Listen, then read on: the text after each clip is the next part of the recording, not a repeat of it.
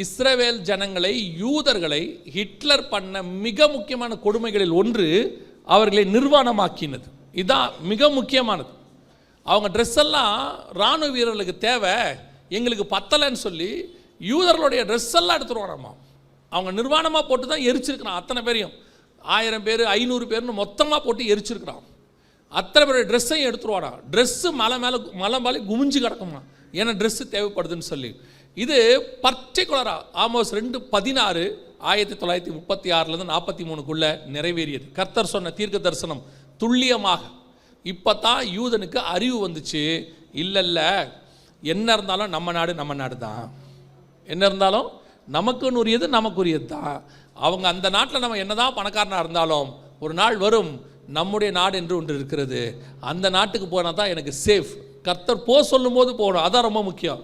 சில நேரத்தில் என்கிட்ட ஒருத்தர் சொல்லி வச்சிருக்கிறார், பிரதர் ஆண்டவர் எப்போ உங்களுக்கு சில காரியங்கள் சொல்லி சில விஷயங்கள் வருகையை பற்றி சொல்லுறோம், உடனே எனக்கு ஒரு ஃபோன் அடிக்கணும் தெரியுமா அப்படின்பார். ஏன் என்ன உடனே கிளம்பி நான் வந்துடுவேன், அதுக்கு மேலே நான் ஏன் அங்கே இருக்கிறேன் அப்படின்பார். அந்த மாதிரி ஒரு நல்ல கான்சியஸ் அது அவருக்கு. எப்படியாவது ஆண்டவர் சொல்லும் போது கரெக்டான நேரத்துக்கு என்ன செஞ்சிடணும், வந்துடணும். யூதர்கள் வரல. ஆமோஸ் 2:13-16 2 தீர்க்கதரிசனம் நிறைவேறிச்சு. அதுக்கப்புறம் தான் அவர்கள் வந்தார்கள். 1948 கர்த்தர் சொன்னபடி துல்லியமாய் தீர்க்க தரிசனம் நிறைவேறிச்சு. மத்திய 24 ஆண்டவர் சொன்னார், அத்திமரம் துளிர்க்கும் என்று சொன்னார். சொன்ன மாதிரி இஸ்ரவேல் தேசம் வந்து விட்டது. அல்லேலூயா. இப்போ இஸ்ரவேல் ஜனங்கள் வந்தாச்சு, தேசம் வந்துடுச்சு. ஆனால் இப்போ 3 யுத்தங்கள் அங்கே மிக முக்கியமானது. 2 நடந்திருக்குது, 1 நடக்க போகுது. அந்த நடந்த 2 யுத்தத்தை குறித்து நான் உங்களுக்கு ஃபஸ்ட்டு சொல்லிடுறேன். அப்புறம் நடக்க போகிற யுத்தம் அதான். இப்போ நம்ம அந்த இடத்துல தான் இருக்கிறோம், அதை பற்றி சொல்லி நான் ஜெபம் பண்ணி முடிக்கிறேன். முதலாவது யுத்தம் எப்போ நடந்துச்சு அப்படின்னு கேட்டிங்கன்னா, இஸ்ரவேலுடைய சுதந்திரம் 1948 மே மாதம் 14 அவர்கள் சுதந்திரம் அடைந்தார்கள். இதுதான் அந்த ப்ரூஃப் நீங்கள் பார்க்குறது. The state of Israel is born அப்படின்னு சொல்லுவாங்க. புது தேசம் உருவாச்சு. வேதத்தில் வாசிக்கிறோம் இல்லையா, மத்திய 24 29-32 கூட நீங்கள் வாசிக்கும் போது, அத்தி மரத்தினால் ஒரு ஓமையை கற்றுக்கொள்ளுங்கள், அதில் இளங்கிளை தோன்றி துளிர் வரும்பொழுது அவர் வசந்த காலம் சமயமாயிற்று என்று அறிவீர்கள். அப்படியே இவைகளையெல்லாம் நீங்கள் காணும்போது அவர் வாசல் அருகே வந்திருக்கிறார் என்று அறிவீர்கள். அந்த அத்தி மரம் துளிர் விடுதல் என்பது இஸ்ரவேல் தேசம் திரும்பி வரதை பற்றி நான் தீர்க்க தரிசனம் நிறைவேறிச்சு. ஆனால் இங்கே நீங்கள் ஒரு 70 வருஷமாக கேட்குற, உங்கள் காதுகளில் கேட்டுக்கிட்டு இருக்கிற ஒரு விஷயத்தை இப்போ நீங்கள் புரிஞ்சுக்க போகிறீங்க. என்ன கேட்டுக்கிட்டு இருக்கிறோம், சில விஷயங்கள்லாம் நம்ம காதில் ரொம்ப வருஷமாக கேட்டுக்கிட்டே இருக்கோம். அதில் ஒன்று என்னென்னா, இஸ்ரேல் பாலஸ்தீன பிரச்சனை பிறந்ததுலேருந்து கேட்டுக்கிட்டு இருப்பீங்க. ஒரு தலைமுறை 2 தலைமுறையா இல்லையா? நம்மளாம் பிறந்ததுலேருந்து என்ன செஞ்சிட்ருக்கிறோம், இந்த இஸ்ரேல் பாலஸ்தீன பிரச்சனைன்னு ஒன்று கேட்டுக்கிட்டே இருக்கோம். இந்த இஸ்ரேல் பாலஸ்தீன பிரச்சனைனா என்ன, எப்போ ஆரம்பிச்சிச்சு, என்ன நடந்துச்சு அப்படின்னா, 1918 48 வரைக்கும் யூதனை அங்கே அடித்த அடியில் திருப்பி அவன்லாம் இஸ்ரேலுக்கு வந்துட்டான், அவன் தேசத்துக்குள்ளே வந்துட்டான்.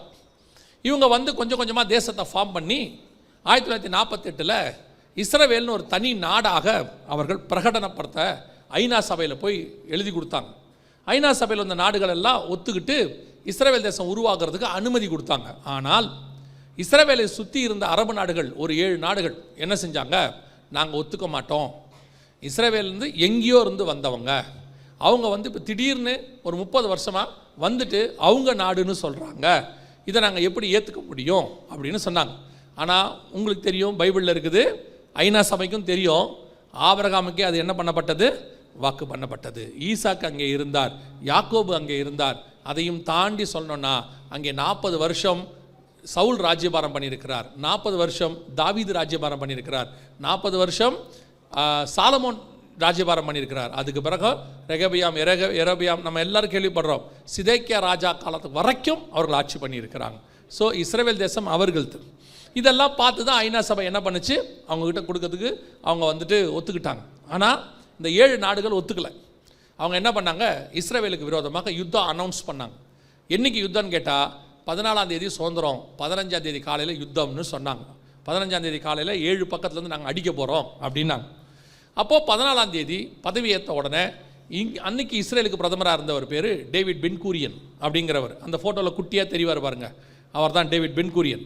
அவர் சொன்னார், அன்றைக்கி ரேடியோ தான் இருந்துச்சு, ரேடியோவில் சொன்னார், உள்ளுக்குள்ள அரபியர்களும் இஸ்ரவேலர்களும் 30 வருஷமாக சகோதரர்களாக இருக்கிறோம். சின்ன சின்ன பிரச்சனைகள் இருக்குது.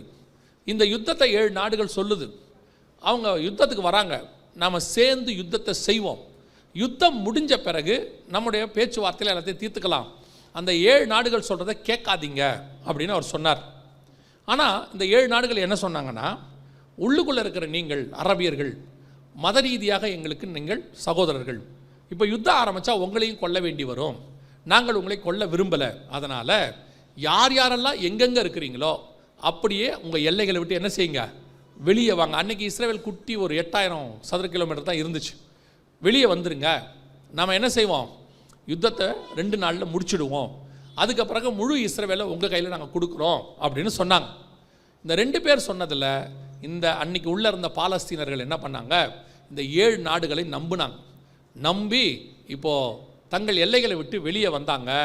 இப்போ இஸ்ரேலுக்கு விரோதமாக 7 நாடுகள் யுத்தத்தை ஆரம்பித்தது. அதுக்கு பேர் தான் த வார் ஆஃப் இண்டிபெண்டன்ஸ். இங்கே இருக்குது பார்த்தீங்களா, த வார் ஆஃப் இண்டிபெண்டன்ஸ் 1948 மே மாதம் 15ஆம் தேதி ஆரம்பித்தது. ஆரம்பித்து அப்படியே 2 நாளில் முடியும்னு பார்த்தாங்க, 3 மாதத்தில் முடியும்னு பார்த்தாங்க, 1 வாரத்தில் முடியும்னு பார்த்தாங்க, 6 மாதம் ஆச்சு, 2 வருஷத்துக்கு மேலே போச்சு யுத்தம். யுத்தம் முடிவுக்கு வரல. அங்கே இருக்குது பாருங்கள், அந்த டேட்டிலேருந்து இருக்கும், யுத்தம் ஆரம்பித்ததுலேருந்து அந்த டேட்டில் யுத்தம் எப்படி பரவுச்சு, எந்தெந்த தேசத்துக்கு போச்சு, எவ்வளோ தூரம் இஸ்ரேலில் யுத்தம் வந்துச்சு அப்படின்னு சொல்லி பார்க்குறாங்க. ஆனால் இந்த 7 நாடுகளும் அனுபவம் நிறைந்த நாடுகள். இந்த 7 நாடுகளும் அனுபவம் நிறைந்த நாடுகள். இஸ்ரேல் தேசம் உருவாகி 1 நாள் தான் ஆயிருந்துச்சு, 1 நாள் குழந்தை. இந்த 7 பேரும் சேர்ந்து அவங்ககிட்ட சண்டை போட ஆரம்பித்தாங்க. ஆனால் உண்மை நடந்தது என்னென்னா, இந்த 7 நாடுகளையும் இஸ்ரேல் ஜெயித்தது. அல்லேலூயா. எப்படி ஜெயிச்சாங்கன்றதான் முக்கியம். இஸ்ரேல் ஜெயிக்கலை, ஏன்னா அது 1 நாள் குழந்தை. அப்போ தான் ஒரு குட்டி இராணுவம் அவங்ககிட்ட இருக்கு. இவங்க 7 பேரும் 1ஆம் உலக யுத்தம் 2ஆம் உலக யுத்தம்லாம் பார்த்தா பெரிய பெரிய அனுபவமிக்க நாடுகள். இவங்க ஜெயிச்சதுக்கு ஒரே காரணம் இஸ்ரேல் அல்ல, இஸ்ரேலின் சேனைகளின் கர்த்தர் பெரியவர், அவர் வாக்கு பண்ணினவர், அவர் அவர்களை ஜெயிக்கும்படி கர்த்தர் கிருபை தந்தார். இந்த வார் ஆஃப் இண்டிபெண்டன்ஸ் சொல்லுவாங்க, அதை பற்றின நிறைய புக்கு இருக்குது, நீங்கள் சும்மா ஆன்லைனில் இருக்க படித்து பாருங்கள். அந்த யுத்தத்தில் இஸ்ரேல் எப்படிலாம் ஜெயிச்சிச்சுன்றதுக்கு காரணம் இருக்கும். அதில் நிறைய காரணம் பார்த்தீங்கன்னா கர்த்தர் இடைப்பட்டதை நீங்கள் பார்க்க முடியும். ஒரு எகிப்திய இராணுவ வீரன் எழுதுகிறாரு, அவர் எழுதின சாட்சி இருக்குது. நாங்கள் இஸ்ரேலை ஓரளவுக்கு நெருக்கிட்டோம், பிடிக்கிற இடத்துக்கு வந்துட்டோம், அவங்க எல்லைக்குள்ளே நுழைய போகிறோம், அந்த மாதிரி யுத்தம் பலத்துக்கிட்டு இருக்கு. திடீர்னு பார்த்தா எங்கிருந்து குளவிகள் வந்துச்சுன்னே தெரியல, 1000 கணக்கில் குளவிகள் புறப்பட்டு வந்துச்சு. அது அவங்கள ஒன்றுமே செய்யலை, எங்களை மட்டும்தான் கொத்துச்சு. நாங்கள் விரட்டி கொண்டு வந்து எங்கள் எல்லைக்குள்ளே விட்டுட்டு தான் அந்த குளவி திரும்பி போச்சுன்னு எகிப்திய இராணுவ வீரன் எழுதின சாட்சி இருக்குது. ஆண்டவர் சொல்கிறாரு, உன் எதிரிகள் வரும்போது குளவிகளை நான் அனுப்புவேன்னு உபாகமத்தின் புஸ்தகத்தில் சொல்லியிருக்கிறார். இந்த மாதிரி 100கணக்கான சாட்சிகள் இருக்கு கர்த்தர் இஸ்ரவேலுக்கு உதவி செய்ததை நீங்கள் பார்ப்பதற்கு. இப்போ ரீசண்டாக ஹமாஸ் யுத்தம் நடந்துச்சு, ஹமாஸ் வீரர் சொன்னதான ஒரு சாட்சி ஆன்லைனில் இருக்குது. நீங்கள் அவர் பேசுகிறதே இருக்கும். அவர் சொல்கிறாரு, நாங்கள் ராக்கெட்டை அனுப்புகிறோம், நாங்கள் அனுப்புகிறேனே சொல்லலை, அனுப்புகிறோம், ஆனால் எல்லாமே ஒன்று பாதியில் அவங்க அயன் டோமில் வெடிச்சிருது, ஆனால் உள்ளே போனாலும் மக்கள் இருக்க பகுதியில் விழவே மாட்டேங்குது. என்ன பண்ண, சில ராக்கெட்டெல்லாம் நாங்கள் நினைக்கிறத விட்டு வேறு டைரக்ஷனில் போய் விழுது, என்ன நடக்குதுன்னே தெரியலன்றார். வேற ஒன்றும் இல்லை, அவர் அம்புகளை தட்டி விடுகிற தேவன் அவர்களோடு கூட இருக்கிறார். அன்னையிலிருந்து இன்னைய வரைக்கும் அவர்களை பத்திரமாய் அவர் பாதுகாக்கிறார். அல்லேலூயா. வேதம் சொன்னபடி முதலாவது இப்போ என்ன நடந்துச்சுன்னா, ஜெயிச்சாங்க. ஜெயிச்ச உடனே அந்த இஸ்ரேலிய பிரதமர் டேவிட் பென்குரியன் சொன்னார், ஆபத்து நேரத்தில் நம்ம சொல்லும் போது கேட்காம நம்மளை விட்டுட்டு இவங்க என்ன செஞ்சிட்டாங்க, வெளியே போயிட்டாங்க. வெளியே போன யாரையும் உள்ளே விடாதீங்க, பார்டரை க்ளோஸ் பண்ணுங்க, யாரும் உள்ளே வர வேண்டாம் என்றார். அப்படி வெளியே போனவர்கள் தான் பாலஸ்தீன அகதிகளாக இன்னைய வரைக்கும் இருக்கிறார்கள். அவங்கள வெளியே வர சொன்ன 7 நாடும் இன்னைய வரைக்கும் அவர்களை ஏற்றுக்கொள்ளவில்லை. அவங்க திருப்பி இவங்களை வச்சு இவங்ககிட்ட சண்டை போட தான் சொல்கிறாங்க, அவர்களை ஏற்றுக்கொள்ளவில்லை. இப்போ வெளியே அவங்க இருக்கிறாங்க ஒரு ஏரியா, அதுவும் இஸ்ரேலுக்குரிய ஏரியா தான். இப்போ அந்த இடத்த எங்கள் நாடுன்னு சொல்லி அவங்க சொந்தம் கொண்டாடுறாங்க. அந்த பிரச்சனையும் போய்கிட்டு தான் இருக்குது ஒரு பக்கம். ஆனால் இவர்களை வர சொன்ன நாடுகள் இப்போவும் அவர்களை ஏற்றுக்கொள்ள தயாராக இல்லை. இப்போவும் அவங்க என்ன செய்ய மாட்டாங்க, ஏற்றுக்கொள்ள மாட்டாங்க. உங்களுக்கு தெரிஞ்ச இஸ்ரேல் பாலஸ்தீன பிரச்சனை, ஏன் பாலஸ்தீன அகதிகள் உருவானார்கள் அப்படிங்கிறதுக்கான சரித்திரம் இங்கே தான் இருக்குது, நீங்கள் போய் படிச்சுக்கொள்ளுங்க. இதுதான் முதலாவது யுத்தம். வேதத்தில் சொல்லப்பட்டபடி கர்த்தர் அவர்களை திருப்பி கொண்டு வந்து அவர்கள் தேசத்தில் நாட்டினார். ஆண்டவர் சொல்வார், அவர்களை மீண்டும் நாட்டுவேன், அவர்கள் கனி கொடுப்பார்கள் என்று சொல்லப்பட்டபடி இஸ்ரவேல் தேசம் மீண்டும் உருவாகிவிட்டது. அல்லேலூயா. இப்போ ரெண்டாவது மிக முக்கியமான யுத்தத்தை குறித்து நாம் பார்க்க போகிறோம். எந்த யுத்தம் அப்படின்னு கேட்டிங்கன்னா 1967 நடைபெற்றதான எருசலேமுக்கான யுத்தம். அதுக்கு பேர் யாம் கியூப்பர் வார் அப்படின்னு சொல்லுவாங்க. ஓய்வு நாள் யுத்தம் சொல்லுவாங்க, 6 நாள் யுத்தம்னு சொல்லுவாங்க. அதுக்கு நிறைய பேர் இருக்குது. முதல்ல இந்த யுத்தம் எதுக்காக நடந்துச்சுன்றதுக்கு முன்னாடி அதை பற்றி சில விஷயங்களை நாம் பார்க்கணும். உங்களை இப்போ நமக்கு தெரியும், எருசலேமை இஸ்ரவேலினுடைய தலைநகரம், நித்திய தலைநகரம் சொல்லுது. ஆனால் 1948 அவங்க வந்த பிறகு எருசலேம் தலைநகராக இல்லை. எருசலேமை ஐநா சபை தரமாட்டேன்னு சொல்லிடுச்சு. ஏன்னா எருசலேம் 3 முக்கியமான மதங்களுக்கு மைய இடமாக இருக்குது. அது கிறிஸ்தவர்களுக்கும் இருக்குது, இஸ்லாமியர்களுக்கும் இருக்குது, யூதர்களுக்கும் இருக்குது. அதனால் நாங்கள் தரமாட்டோம் அப்படின்னு சொல்லிட்டாங்க. ஆனால் உண்மையிலேயே எருசலேம் ஏன் இஸ்ரவேல் கையில் வரலன்னா அதுக்கு ஆண்டவர் ஒரு காரணம் சொல்கிறாரு. வாசிங்க பார்ப்போம். மீகாவின் புஸ்தகம் 3ஆம் அதிகாரம் 12வது வசனத்தை வாசிங்க. மீகா 3:12 வாசிங்க பார்ப்போம். ஆகையால்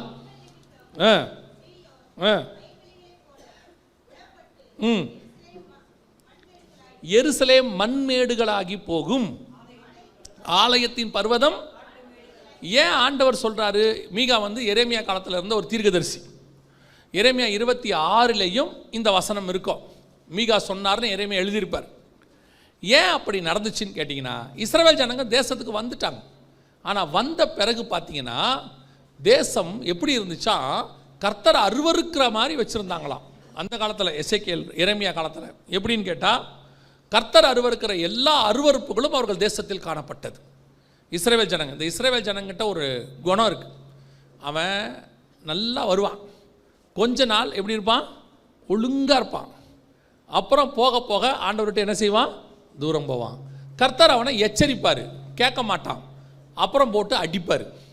அப்புறமா அவன் மனம் திரும்புவான். இதுதான் அவனுடைய வேலை. சரி, இஸ்ரவேல் வேலை மட்டும் இல்லை, இதுதான் நம்ம வேலையும் கூட. அவனாவது வந்துட்டு கொஞ்சம் வருஷம் ஒழுங்காக இருப்பான். நம்ம 1 மாதம்தான். 1ஆம் தேதி கம்யூனியன் எடுப்பீங்க தானே, கொடுக்குறாங்க தானே. அடுத்த 1ஆம் தேதிக்குள்ளே என்ன ஆகுறீங்க? அடுத்த 1ஆம் தேதிக்குள்ளே உங்களால் கம்யூனியன் நம்மளால் வாயில் வாங்கி டொப்புன்னு போட முடியுதா? முடியாது. அதனால தான் எல்லா சர்ச்சிலையும் என்ன பண்ணுறாங்கன்னா, கம்யூனியன் எடுக்கிறதுக்கு முந்தின நாள் சுத்திகரிப்பு கூட்டம்னு வைக்கிறாங்க. ஏன் சுத்திகரிப்பு வைக்கிறாங்க? உங்கள் மேலே என் மேலேயும் அவங்களுக்கு அவ்வளோ நம்பிக்கை. இந்த 30 நாளில் இது கண்டிப்பாக சேட்டை பண்ணியிருக்கோம், இதை சுத்திகரிக்காம. ஏன்னா கம்யூனியனை தப்பாக எடுத்தால் வேதம் சொல்லுது, அபாத்திரமாய் போஜனமானம் பண்ணினால் உங்களில் சிலர் வியாதியஸ்தர்களாகியும் ஒரு சிலர் நித்திரையும் அடைந்திருக்கிறார். அது அர்த்தம் என்னென்னா, கொஞ்சம் பேருக்கு வியாதி இருக்குது, ஒரு சிலர் செத்து போயிட்டான்றாரு. எதனால்? கம்யூனியனை தப்பாக எடுத்ததுனால. அதனால தான் பரிசுத்தவான்கள் என்ன பண்ணாங்க, இது செத்துறக்கூடாதுன்றதுக்காக, வியாதி வந்துடக்கூடாதுன்றதுக்காக அந்த கம்யூனியனுக்கு முந்தின நாள் சுத்திகரிப்பு கூட்டம்னு வச்சாங்க. சுத்திகரிப்பு கூட்டத்தை வச்சு சுத்தம் பண்ணி பரிசுத்தமாக்கி அன்றைக்கி நைட்டு தான் முடிப்பாங்க. அதை மறுநாள் காலையில் கம்யூனியனை கொடுத்து வாயில் போட்டுற சொல்லுவாங்க. ஏன்னா 2 நாள் விட்டா கூட உங்களுக்கு கஷ்டம். அன்னையோடு முடிஞ்சு அடுத்த 1ஆம் தேதி வரைக்கும் எல்லா சேட்டையும். நான் சொல்கிறது உண்மை. நீங்களே பாருங்களேன், கம்யூனியன் கையில் கொடுத்தோம், நம்மளால் உண்மையாக போட முடியுதா? வச்சுக்கிட்டு சில சபையில் சொல்லி கொடுப்பாங்க, என்ன தெரியுமா, கம்யூனியன் எடுக்கிறதுக்கு முன்னாடி 4 பக்கமும் பார்த்து சொல்லணும், உங்களுக்கு சமாதானம். உங்களுக்கு ஏன் இது சமாதானம் இல்லாமல் இருக்குன்னு அர்த்தம். நிஜம். நம்மளால் 1 மாதம் உருப்படியாக இருக்க முடியாது. நமக்கு யூதன் எவ்வளவோ பரவாயில்ல, அவன் 1 வருஷம் 2 வருஷம் உருப்படியாக இருப்பான், அப்புறமா தான் தப்பு செய்வான். நம்ம கம்யூனியனை வாங்கிட்டு, நம்மளாம் கம்யூனியன் வாங்க வர்ற அன்றைக்கி ஞாயிற்றுக்கிழமை காலையில் நீங்கள் பார்க்கணுமே, அவ்வளோ பெரிய பரிசுத்தவான்கள் எல்லாருமே. திரும்பி போகும்போதே பைக்கில் சண்டை நடக்கும். அதில் வேறு கம்யூனியனுக்கு எடுக்க வரும்போது கணவர் அழகாக சொல்லுவார், பாரு கம்யூனியன் எடுக்க போகிற என்னை கோவப்படுத்தாது, எடுத்த பிறகு என்ன வேணால் பேசிக்கலாம். நம்ம கம்யூனியனை பயம் இருக்குது. ஆனால் 1 மாதம் கூட நம்மளால் என்ன செய்ய முடியல, உண்மையாக இருக்க முடியல. யூதனும் அப்படித்தான், ஆவிக்குரிய யூதன் நம்மளும் அப்படித்தான். இன்றைக்கி நம்மளா ஏதோ கிருபையில் ஓடிக்கிட்டு இருக்கிறோம். நம்மெல்லாம் ஆண்டவர் யூதனை அடிக்கிற மாதிரிலாம் அடித்தார்னா ஒவ்வொரு கம்யூனியன் அன்றைக்கும் 10-15 டிக்கெட்டை நம்ம கொண்டு போய் புதைக்க வேண்டியிருக்கோம். நிஜமாக தான். யோசித்து பாருங்கள், அபாத்திரமாய் போஜனமானம் பண்ணால் யூதாசு நாண்டு கொண்டு செத்தான். அவன் தான் ஃபஸ்ட்டு அபாத்திரமாக போஜனமானம் பண்ணவன். போஜனமானம் பண்ணிவிட்டு அபாத்திரமாக போய் காசு ஆசை உள்ள பொருளாசை உள்ளவனா திருடனாக இருந்தான்னு சொல்லுது. இங்கே பொருளாசை இல்லாதவன் எவன் இருக்கான்? இல்லையே, சபைக்குள்ளேயே வட்டி கூட்டுறவன் இருக்கான். இந்த பையன் கம்மின்னு எடுக்கிறான். இவனெல்லாம் கொல்லாமல் என்ன செய்வார்? அப்போ இன்னும் விட்டு வச்சிருக்காருன்னா கிருபையாக இருக்காருன்னு அர்த்தம். மனம் திரும்பிட்டினா நல்லது. அவங்களுடைய கணக்கு என்னென்னா யாருக்கும் தெரியாது, யாருக்கும் தெரியாது, மேலே ஒருத்தருக்கு தெரியும்.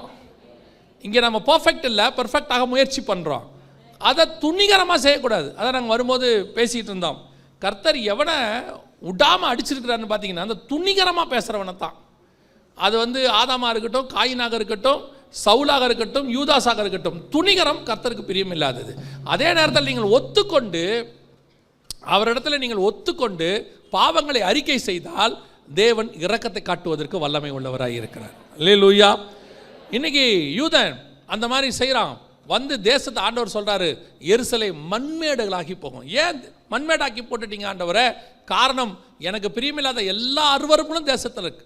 ஒவ்வொரு மரத்துக்கு கீழையும் நீ விபச்சாரம் பண்ணினாய், ஒவ்வொரு மலைகளுக்கு மேலேயும் நீ வேசித்தனம் பண்ணினாய்னு கர்த்தர் அருவருக்கிற காரியங்கள் என்னென்னலாம் யூதன் செஞ்சானோ அத்தனைத்தையும் எழுதுறாரு. எரேமியா 26 போய் நீங்கள் அப்படி வாசிச்சு பாருங்க. அதனால தேசத்தை கர்த்தர் கைவிட்டார். எப்படி ஆயிடுச்சான்? தேசம் மண்மேடாகி போயிடுச்சான். 1900களில் எருசலேமை சுற்றி பார்த்தவங்க புக் எழுதியிருக்கிறாங்க. அந்த புக்கில் சொல்கிறாங்க, இது தாவீதின் நகரமா, தாவீது அரசாண்ட நகரம், இது ஒரே ஒரு மரம் கூட இல்லையாமா. ஒருத்தர் எழுதியிருக்காரு, ஒரு மரம் கூட இல்லையாமா. மொட்டை அடிக்கப்படும் கர்த்தர் சொன்ன மாதிரி மொத்தத்தையும் வாஷ் அவுட் பண்ணிட்டார். இப்போ நான் சொல்லுவேன், அது எவ்வளோ பெரிய ஆசீர்வாதமான தேசமாக இருக்கட்டும், அதில் எவ்வளோ ஜனங்கள் இருக்கட்டும், கர்த்தருக்கு விரோதமான காரியங்கள் நடக்கும்போது தேவன் தேசத்தை கைவிடுவார். அதான் நடக்கும். பல தேசம் ஏன் இன்னைக்கு வனாந்தரம் ஆகுது, பல தேசம் ஏன் மண்மேடாகி போகுது? கர்த்தருக்கு பிரியமான காரியத்தை செய்கிற வரைக்கும் அந்த தேசத்தில் செழிப்பு இருக்கும். எப்போ கர்த்தருக்கு பிரியமில்லாதது உள்ளே வருதோ அன்னைக்கே தேசம் கைவிடப்படும். அதுக்கு நல்ல உதாரணம் எருசலேம். ஆண்டவர் சொன்னபடி மண்மேடாகி போயிடுச்சு. இப்போ ஆண்டவர் சொல்கிறாரு, மீண்டும் எருசலேம் கட்டப்படும். வாசிங்க, சகரியா தீர்க்கதரிசன புஸ்தகம் 12ஆம் அதிகாரம் 6வது வசனத்தை வாசிங்க. சகரியா 12:6 வாசிங்க.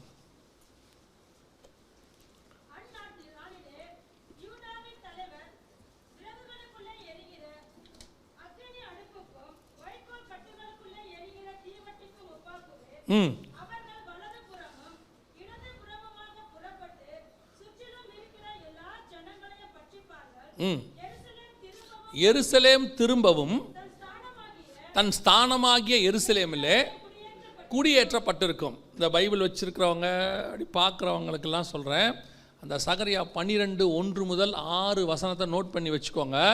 அது 2019, 18 இந்த காலகட்டங்களில் இந்த 25 வரைக்கும் நடக்கிற சம்பவம் அதில் இருக்குது. அதாவது 1967லேருந்து இந்த 2020, 24, 25 வரைக்கும் உள்ள சம்பவங்கள் அதுக்குள்ளே இருக்குது. சகரியா 12:1, 1 முதல் 6 வசனத்தை நோட் பண்ணி வச்சுக்கோங்க. அந்த வசனம் என்ன சொல்லுது? எருசலேம் திரும்பவும் தன் ஸ்தானமாகிய எருசலேமில் குடியேற்றப்பட்டிருக்கும். 1967 அதற்கான முதல் விதை நடந்துச்சு. 6 நாள் யுத்தம். நீங்கள் பார்த்தீங்களா, இந்த யுத்தத்தை பார்க்குறீங்கல்ல, இது 1967 ஜூன் மாதம் 5ஆம் தேதி நடந்துச்சு. 6 நாள் யுத்தம். கிட்டத்தட்ட ஏறக்குறைய 2000 வருஷம் கழித்து எருசலேம் அவங்க கைக்கு வந்துச்சு. கர்த்தர் சொன்னபடி திரும்பவும் எருசலேம் அவங்க கைக்கு வந்துச்சு. இந்த 6 நாள் யுத்தத்தில் அவங்கள அஃபீஷியலாக உள்ளே நுழையிறாங்க. இது கிட்டத்தட்ட 2000 வருஷம் கழித்து இஸ்ரவேலர்கள் அஃபீஷியலாக அங்கே எருசலேமுக்குள்ளே நுழைவது. ஆண்டவர் சொன்னபடியே சகரியா 12:6 அவர்கள் உள்ளே நுழைந்தார்கள். உள்ளுக்குள்ளே போய் அந்த பட்டணத்தை அவர்கள் கைப்பற்றினார்கள். வேதம் சொன்னபடி எருசலேம் அவங்க கைக்கு வந்துச்சு. இப்போது அந்த வசனத்தில் சொன்னபடி எருசலேம் குடியேற்றப்பட்டாகி விட்டது. அங்கே இருக்குது பார்த்தீங்களா, இரவில் ஏன் லைட் போட்ட அந்த இதை காட்டுறோன்னா மனுஷங்க அங்கே வந்துட்டாங்கன்னு அர்த்தம். நீங்கள் இதுக்கு முன்னாடி பார்த்தது ஒரு மரம் கூட இல்லாத பழைய எருசலேம். இது முழுவதும் குடியேறின எருசலேம் திரும்பவும் கட்டப்படும் என்று கர்த்தர் சொன்னபடி. எவ்வளோ பெரியதான தீர்க்க தரிசனம் பாருங்களேன்.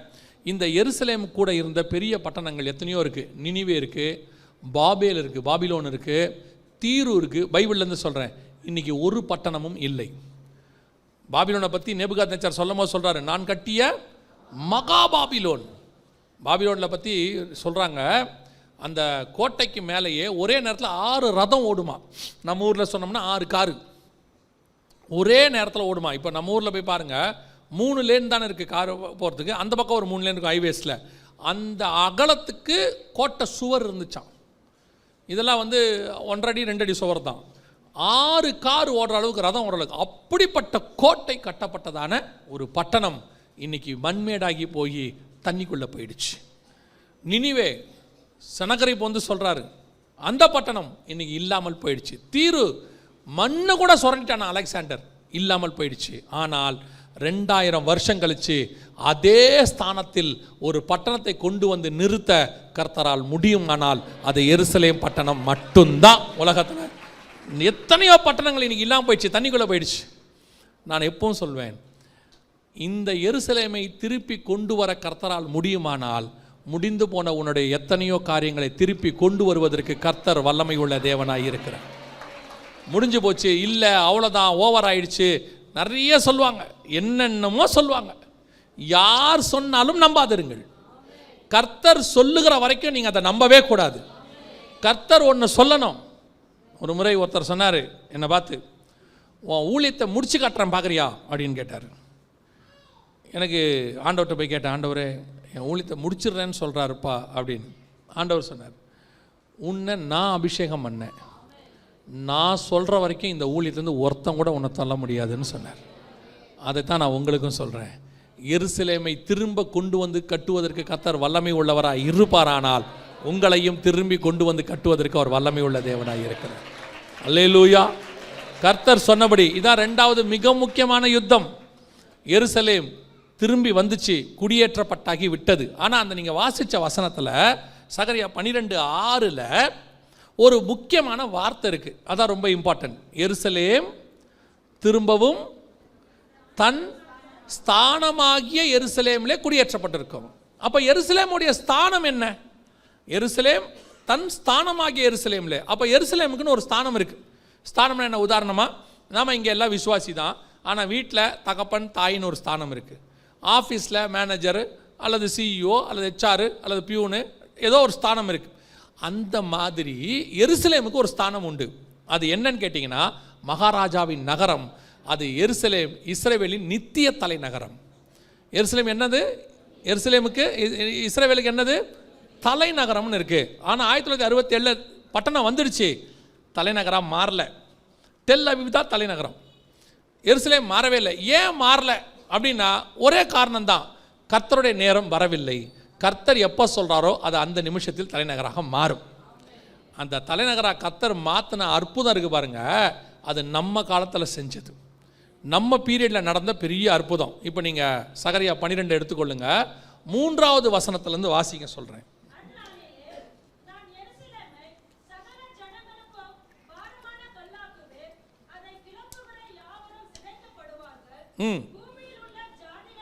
பூமியில் உள்ள ஜாதிகள் எல்லாம் அப்படியே இருங்க. இந்த தீர்க்க தரிசனம் எப்போ நடந்துச்சுன்ற ப்ரூஃபையும் காட்டுறேன், ஏன் நடந்துச்சுன்னு ஃபஸ்ட்டு சொல்கிறேன். இந்த இஸ்ரவேலுக்கு தலைநகராக எருசலேம் மாறணும். ஆனால் சுற்றி இருக்கிற 22 அரபு நாடுகள் ஒருத்தர் கூட அதை மாற விட மாட்டாங்க, ஒரு இன்ச்சு கூட மாற விட மாட்டாங்க. அதனால் ஒரு கிட்டத்தட்ட 50 வருஷமாக அது அப்படியே இருந்துச்சு. ஆனால் அமெரிக்க அதிபர்கள் என்ன சொல்லுவாங்கன்னா, அமெரிக்காவில் யூதர்கள் கொஞ்சம் கணிசமான அளவு இருக்கிறாங்க. அவங்க ஓட்டை வாங்கிறதுக்கு இவங்க என்ன சொல்லுவாங்கன்னா, எங்களை பிரதம ஜனாதிபதி ஆக்குனீங்கன்னா நாங்கள் எருசலேமை தலைநகராக முயற்சி செய்வோம் அப்படின்னு ஒரு வாக்குறுதி கொடுப்பாங்க எலெக்ஷனுக்கு முன்னாடி. யூதர்கள்லாம் ஓட்டு போட்டு ஜெயித்த உடனே அவங்க என்ன சொல்லுவாங்கன்னா, நாங்கள் கூடி ஆலோசித்து நல்ல முடிவு எடுப்போம்வாங்க. எடுக்கவே மாட்டாங்க. ஏன்னா அப்படி எடுத்தால் இந்த 22 அரபு நாடும் அமெரிக்காவுக்கு பகை நாடாக மாறிடும். அப்புறம் வியாபாரம் நடக்காது, எண்ணெய் கிடைக்காது, இந்த மாதிரி நிறைய பிரச்சனை இருக்குது. அதனால் இந்த கூட்டல் கழித்தல் கணக்கெலாம் இருக்குது, வியாபார கணக்கு. அதை பார்த்துக்கிட்டு ஒரு ஜனாதிபதியும் அதை ஆக்கவே மாட்டார். இப்போ திடீர்னு எருசலேம் தலைநகராகிற காலம் வந்துடுச்சு. 2017 அமெரிக்க அதிபராக ட்ரம்ப் வந்தார். ஃபஸ்ட்டு ட்ரம்ப் வரார். ட்ரம்ப்பு ஜனாதிபதி ஆகிறதுக்கான எந்த தகுதியும் இல்லாத ஒரு ஆள், அப்போ ஒரு தகுதியும் கிடையாது. அவர் ஒரு பிஸ்னஸ்மேன், நல்ல பணக்காரர், மாற்றுக்கிறதே இல்லை. ஆனால் அவரை எதிர்த்து நின்ன அம்மா யாருன்னு கேட்டிங்கன்னா, அரசியலில் பயங்கர அனுபவம் வாய்ந்த ஒரு அம்மா, ஹிலாரி கிளின்டனுடைய ஒய்ஃப். அவர் ஜனாதிபதியாக இருந்தார், இந்த அம்மா வந்து கூட இருந்தவங்க. அது மட்டும் இல்லை, ஒபாமா கவர்மெண்ட்டில் இந்த அம்மா வெளியுறவுத்துறை அமைச்சராக இருந்தாங்க. அந்த அளவுக்கு எக்ஸ்பீரியன்ஸு, நல்ல ஞானம் எல்லாம் ஓகே. ட்ரம்ப்பு பார்த்தீங்கன்னா ஒன்றும் தெரியாது மீன்ஸ் அரசியல் தெரியாது. அவருக்கு தெரிஞ்சதெல்லாம் வியாபாரம், நல்ல வியாபாரம் பண்ணுவார், பிஸ்னஸ்மேன். திடீர்னு அவர் வந்து சொல்லிட்டார், நான் அமெரிக்க ஜனாதிபதி எலெக்ஷனில் நிற்க போகிறேன் அப்படின்னு. லிட்ரலாகவே அந்த ஊரில் எல்லாரும் சிரித்தாங்க, நிறைய பேர் வீடியோ போட்டாங்க, இந்த ஆளுக்கெல்லாம் ஓட்டு போட்டுறாதீங்க, அமெரிக்கா நாசமாக போயிடும், என்னென்னமோ சொன்னாங்க. எல்லாரும் நினச்சாங்க ஹிலாரி கிளின்டன் தான் ஜெயிப்பாங்கன்னு. ஆனால் ராஜாக்களை தள்ளி ராஜாக்களை உருவாக்குற தேவன் ஒருத்தர் இருக்கிறார். அவர் தான் அமெரிக்க ஜனாதிபதியிலேருந்து நம்ம ஊர் கவுன்சிலர் வரைக்கும் உருவாக்குறாரு. அதை நீங்கள் எலெக்ஷன் சீட்டு வச்சுக்கோங்க, இல்லை மிஷின் வச்சுக்கோங்க, இல்லை அந்த காலத்தில் குட ஓலை முறைம்பாங்க, என்ன வேணால் வச்சுக்கோங்க, இல்லை ராஜாக்கள் காலமாக வச்சுக்கோங்க. எந்த காலமாக இருந்தாலும் ராஜாவை கொண்டு வருவதும் கீழே தள்ளுவதும் கர்த்தருடைய கரத்தில் தான் இருக்கிறது. எல்லா நாட்டுக்கும். நீங்கள் நினைப்பீங்கல்ல, இல்லைங்க எலெக்ஷன் மிஷினில் என்னமோ பண்ணிட்டாங்கன்னு. யார் என்ன வேணாலும் பண்ணட்டும், கர்த்தர் ஒருத்தனை ராஜாவை ஆக்கிட்டாருன்னா அதை மாற்ற எவனாலையும் முடியாது. அவ்வளோதான். ஒருத்தனை தள்ளிட்டாருன்னா, எனக்கு ஒரு மூத்த போதகர் சொல்லி கொடுத்தார், 73 வயசு அவருக்கு. அவர் சொன்னார், பாஸ்டர், கர்த்தர் ஜனங்களுடைய இருதயத்தை சுற்றி திருப்புற மாதிரி திருப்பிடுவாருன்னு. என்ன சுற்றி திருப்புற மாதிரினா, அந்த எலக்ட்ரிக்கல் கரண்ட்டில் ஃபஸ்ட்டு பேஸு செகண்ட் பேஸ்லாம் இருக்கும்ல, அதை எப்படி திருப்புறமோ அந்த மாதிரி ஆண்டவர் என்ன பண்ணுவாரா, மனுஷங்க இருதயத்தை அவர் திருப்பிட்டாருன்னா எவனா அவங்களுக்கு பிடிச்சதோ அவனையே அவங்களுக்கு பிடிக்காம போயிடுமா. அவங்க தான் ஓட்டு போட்டு கொண்டாடுவாங்களா, அப்புறம் அவங்களுக்கே அவனை பிடிக்காதான். ஏன் பிடிக்காம போச்சுன்னு அவன் புலம்புவானா, இவங்க தானே என்னை கொண்டாந்தாங்க, ஏன் இவங்களுக்கு என்ன பிடிக்கல. அவர் சுற்றி திருப்பிட்டாராம். பார்வோன் இருதயத்தை கடினப்படுத்த அவரால் முடியும். அதே நேரத்தில் நேபுகாத் நேச்சாரின் இருதயத்தை மனுஷ இருதயமாய் மாற்ற அவரால் முடியும். அவர் நினைச்சார்னா கதவை அடைப்பார், அவர் நினைச்சா கதவை திறப்பார். சர்வ வல்லமை உள்ள தேவன், மறந்துடக்கூடாது. சிலர்லாம் சொல்லுவாங்க, எனக்கு சிலர் சொல்லும் போது தான் கொஞ்சம் ஆச்சரியமாக இருக்கும். இவர் தான் வருவார்னு தீர்க்க தரிசனம் சொல்லிடுவாங்க, அடுத்து பார்த்தா வரமாட்டார். அப்போது அவங்க சொல்லுவாங்க, ஆண்டவர் அவரை தான் கொண்டாந்தார், ஆனால் இவங்கெல்லாம் கோல்மால் பண்ணி அதை மாற்றிட்டாங்க. ஆண்டவர் சொன்னதை கோல்மால் பண்ணி மாற்ற முடியுமா? வாய்ப்பு இருக்குதா? அப்போனா அது ஆண்டவர் சொல்லலைன்னு அர்த்தம், அவ்வளோதான். அவர் சொன்னால் மறுமுறை யோசிக்கிற தேவனே கிடையாது. சொல்லியும் செய்யாதிருப்பாரோ, வசனத்தும் நிறைவேற்றாதிருப்பாரோ. நம்ம நினச்சிக்கிறோம் ஓ அப்படி இப்படின்னு. ஆண்டவர் ட்ரம்ப்பை டிசைட் பண்ணிட்டார். எதிரில் நிற்கிறது ஹிலாரி கிளின்டனாக இருந்தானே, கோலியாத்தா இருந்தானே, யாராக இருந்தா என்ன, ட்ரம்ப் ஜெயிச்சிட்டார். ட்ரம்ப் ஜெயிச்சிட்டாருங்கிறத யாரும் நம்பவும் இல்லை, ட்ரம்ப்பும் நம்பலை. நம்ம எப்பரா ஜெயிச்சோன்னு அவருக்குமே சந்தேகம்தான். ஆனால் ஜெயிச்சிட்டார். ஏன் அவர் ஜெயிச்சார்? அவங்க எல்லாம் ஒன்று ஒன்று சொல்லுவாங்க, நான் அப்பவும் சொல்கிறேன். நாங்கள் அன்றைக்கி இதில் எங்கள் மெசேஜில் இருக்கோம், ட்ரம்ப் ஏன் ஜெயிக்கிறாரு அப்படின்னா, உலகத்துக்கு ஒரு காரணம் இருக்குது, ஆனால் தேவனுக்கு ஒரு காரணம் இருக்குது. ட்ரம்ப் வந்தார், அவரை கேட்டாங்க, நீங்கள் ஜெயிச்சா இஸ்ரேவேலுக்கு தலைநகராக எருசலேமை மாற்றுவீங்களான்னு கேட்டாங்க. அவர் அரசியல்வாதி கிடையாதுல்ல, அவர் பிஸ்னஸ்மேன், அதெல்லாம் மாற்றிடலான்னாரு. எந்த அரசியல்வாதி அப்படி சொல்ல மாட்டாங்க. உடனே என்ன ஆச்சுன்னா, இந்த மற்ற நாடுகள் மற்றவங்களாம் இருக்காங்கல்ல, இவங்களுக்கெல்லாம் ஒரு சின்ன பயம், இந்த ஆள் எதையாவது செஞ்சுருவான் போல் அப்படின்ட்டு. இவர் ஜனவரி மாதம் 20ஆம் தேதி பதவி ஏற்கணும். ஜனவரி மாதம் 15ஆம் தேதி ஐநா சபையில் போய் என்ன பண்ணிட்டாங்கன்னா, அத்தனை பேரும் சேர்ந்து ட்ரம்ப்புக்கு விரோதமாக கூட்டம் கூட்டிட்டாங்க. இங்கே இருக்கு பாருங்க, எல்லா நாடும் ட்ரம்ப்புக்கு விரோதமாக கூட்டிடுச்சு, அகைன்ஸ்ட் ட்ரம்ப். என்னவா, இஸ்ரேல் தலைநகர் எருசலேம் என்ன செய்யக்கூடாது, மாற்றக்கூடாது அப்படின்னு சொன்னது மட்டும் இல்லை, அந்த வசன வாசம் இல்லை, ஏகமாக எல்லோரும் கூடுவார்கள்னு. இந்த பாருங்க, அத்தனை பேரும் கூட்டிட்டா. எவ்வளோ பேர் தெரியுமா? 128 நாடு ட்ரம்ப்புக்கு எதிராக தீர்மானம் கொண்டு வந்து ஆதரவு தெரிவிக்கிறாங்க. ட்ரம்ப் சொன்னதை செய்யாதீங்க அப்படின்னு சொல்கிறாங்க. ட்ரம்ப் சொன்னது சரிதாங்க அப்படின்னு எத்தனை பேர்னா 8 பேர், மொத்தமே 8 பேர் தான். அவங்க அப்போ காட்டுவாங்க பாருங்கள் எத்தனை பேருன்னு சொல்லி. 8 பேர் தான் சொல்கிறாங்க, ஆமாங்க ட்ரம்ப் சொன்னது சரிதாங்க, இஸ்ரேலுக்கு தலைநகராக எருசலேம் இருக்கட்டும்னு. அதில் ஒன்று அமெரிக்கா, இன்னொன்று இஸ்ரேல், இவங்க 2 பேர். அது மட்டும் இல்லை, ஓட்டு போடாதவங்க கொஞ்சம் பேர் இருக்கிறாங்க, இது இருக்கிறாங்க பாருங்கள், இவங்களாம் ஓட்டு போடாதவங்க, ஆப்சண்ட்டு. அன்றைக்கி அவங்க அந்த பக்கம் நம்ம எதுக்கு வம்பு, நம்ம ஏன் அந்த பக்கம் போவானே, யார் கேட்டாலும் சொல்லிக்கலாம், நாங்கள் நீங்கள் வரலைங்க, லீவு, உடம்பு சரியில்லை, as I was suffering from ஃபீவர்னு சொல்லிக்கலான்னு சொல்லிட்டு இவங்க யாருமே போல. இப்போ ட்ரம்ப்புக்கு எதிர்ப்பு 128. இப்போது இஸ்ரேலுக்கு தலைநகரம் எருசலேம் என்ன பண்ண முடியாது, மாற்ற முடியாது. ஏன்னா ஐநா சபையில் சொல்லியாச்சு, அங்கே சகரியா 12:3-4 சொன்னபடி நிறைவேறிடுச்சு. ஆனால் ஆண்டவர் சொல்கிறாரு, ஏகமாய் எல்லோரும் கூடி கொள்வார்கள். ஆனால் 6ஆம் வசனம் சொல்லுது, எருசலேம் திரும்பவும் தன் ஸ்தானமாக எருசலேம்லே வரும். எப்படிங்க எல்லாரும் கூட்டினா வருமா? அந்த காலத்தில் ராஜாக்கள் காலம், ராஜாவுடைய பலம் தான். அலெக்சாண்டர் நினச்சா செய்யலாம், கோரேஸ் நினச்சா செய்யலாம். இந்த காலம் அப்படி இல்லை, ஜனநாயக காலம். இப்போ ஆண்டவருக்கு வேலை இல்லை, சயின்ஸு, டெக்னாலஜி, சேட்டிலைட்டு, இப்போ செல்ஃபோனு எல்லாம் இருக்குது. இந்த காலத்தில் செய்ய முடியுமா? நமக்கு தான் டெக்னாலஜி மாறும், நமக்கு தான் ஜனநாயகம் வரும், எல்லாம் வரும், சர்வாதிகாரம் எல்லாம் வரும். அவர் நேற்றும் இன்றும் என்றும் மாறாமல் இருக்கிறவர். என்ன நடந்துச்சு தெரியுமா? எல்லாரும் சேர்ந்தாங்க, சகரியா 3 நாளில் சொன்னபடி சொல்லியாச்சு, எதிர்ப்பு கூடியாச்சு. ட்ரம்ப் சொன்னார், ஐநா சபையில் ஒரு சட்டம் இருக்குது, வீட்டோ பவர்னு சொல்லுவாங்க. உலகத்தில் 5 நாடுகளுக்கு மட்டும்தான் அது உண்டு. Russia, China, France, England, America, 5 நாடுகளுக்கு தான் உண்டு. இவங்க மட்டும் ஸ்பெஷல், வல்லரசு மாதிரி. இவங்க என்ன பவர்னு கேட்டிங்கன்னா, இந்த 5 நாடில் யாராவது ஒருத்தர் நான் செய்வேன், யார் அகேன்ஸ்ட் பண்ணாலும் அதை ஒத்துக்கக்கூடாதுன்னு சொல்கிறதுக்கு பேர் தான் வீட்டோ பவர். அதுதான் எல்லாத்துக்கும் மேலான அதிகாரம். அதை வந்து இந்த 5 நாடும் எப்போ யூஸ் பண்ணுவாங்கன்னா, தன் நாட்டுக்கு ஒரு பெரிய ஆபத்து வரும்போது தான் அதை யூஸ் பண்ணுவாங்க. ட்ரம்ப் சொன்னார், நான் அந்த வீட்டோ பவரை இப்போ யூஸ் பண்ண போகிறேன் என்னார். யூஸ் பண்ணி இந்த தீர்மானத்தை தோக்கடிச்சிட்டு அவர் சொன்னார், இஸ்ரவேலுக்கு தலைநகரம் எருசலேம் தான். மாறியாச்சு. 2018 கரெக்டாக ஜூபிலி வருஷம் கர்த்தர் சொன்னபடி துல்லியமாய் எருசலேம் இஸ்ரவேலுக்கு தலைநகராக மாறிவிட்டது. இன்னைக்கு இஸ்ரவேல் தலைநகரம் எருசலேம் தான். நான் வேண்டாம், ரிப்போர்ட் கொடுத்துருங்கன்னு கொடுத்துடணும். வாங்கிட்டு வீட்டுக்கு வாங்க, ரிப்போர்ட்டை தூக்கி பிடிங்க, ஆண்டவர்கிட்ட சொல்லுங்கள், டாக்டர் சொல்லிட்டார் ஆண்டவரே முடியாதுன்னு, மருத்துவம் சொல்லிருச்சு முடியாதுன்னு, இயற்கை சொல்லுது முடியாதுன்னு. ஆனால் எனக்கு தெரியும், உங்களால் முடியும். தேவனால் கூடாத காரியம் ஒன்றுமில்லை. நான் சொல்கிறேன், கர்த்தர் அற்புதத்தை செய்ய வல்லமை உள்ளவராக இருக்கிறார். கர்த்தர் செத்து போன கர்ப்பத்திலும் பிள்ளையை கொண்டு வர வல்லமை உள்ளவர். கண்ணியின் வயிற்றில் குழந்தையாய் பிறப்பதற்கும் அவர் வல்லமை உள்ளவர். ஆண்டவர் சொன்னால் எத்தனை மிராக்கிள்ஸ் தெரியுமா? இன்னைக்கு எத்தனை பேர் சாட்சி கொடுக்குறாங்க? டாக்டர் சொல்லிட்டாங்க, நடக்காதுன்ட்டாங்க, எங்களுக்கு கர்த்தர் பிள்ளையை கொடுத்தார். அத்தனை சாட்சி இன்னைக்கு நம்ம கையில் இருக்கு. அதைத்தான் உங்களுக்கு சொல்கிறேன். யார் என்ன வேணால் சொல்லிட்டோம், 3000 வருஷத்துக்கு முன்னாடி எழுதி வச்சாரு, எருசலேம் திரும்பவும் தன் ஸ்தானமாக எருசலேமுக்கு வரும். 3000 வருஷம் கழித்து இப்போ வந்து பார்த்தா அரசாட்சி இல்லை, ராஜா இல்லை, ஜனநாயகம் தான் இருக்குது, எல்லா மிஷின் தான் இருக்குது, ஓட்டு போடுறதா இருக்குது. ஐநா சபையில் எல்லா மிஷினில் ஓட்டு போடுறான், எல்லாம் டெக்னாலஜி டெவலப்மெண்ட்டு.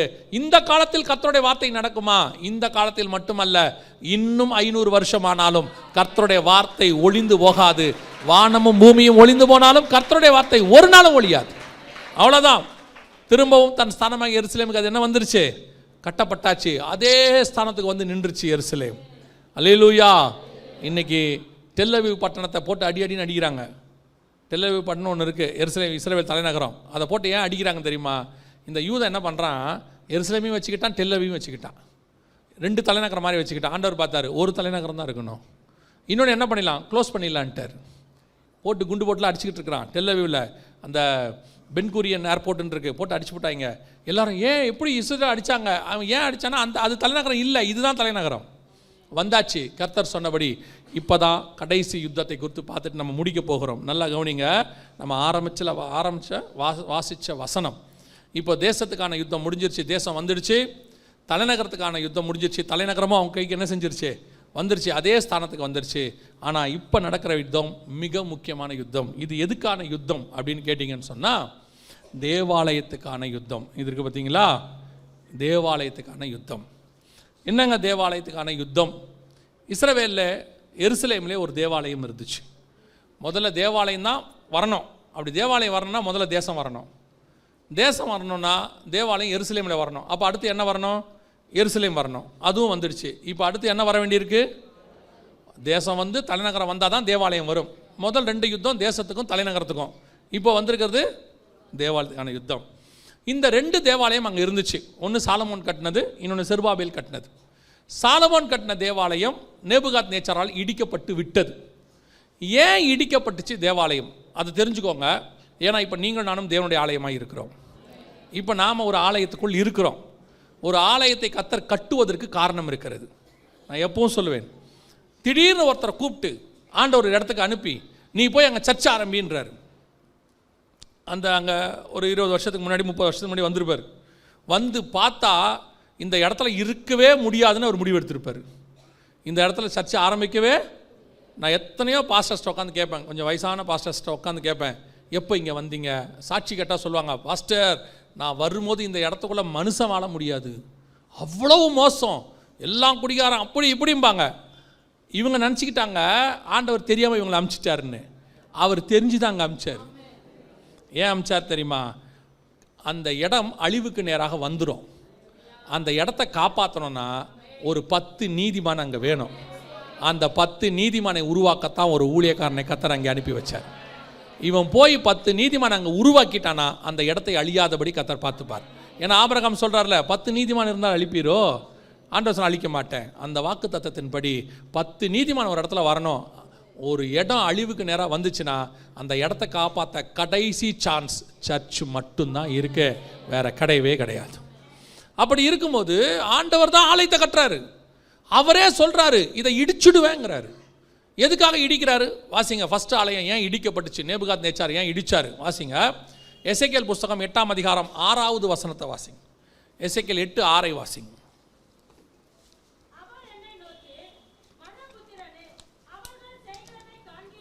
அவர்கள் செய்கிறதை காண்கிறாயா?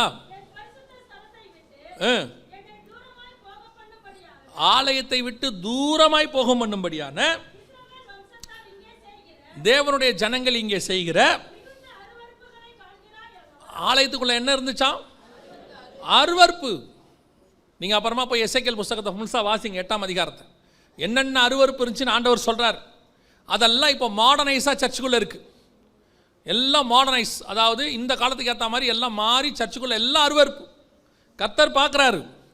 ஆலயம் என்பது கர்த்தர் உலாவுகிற ஸ்தலம்.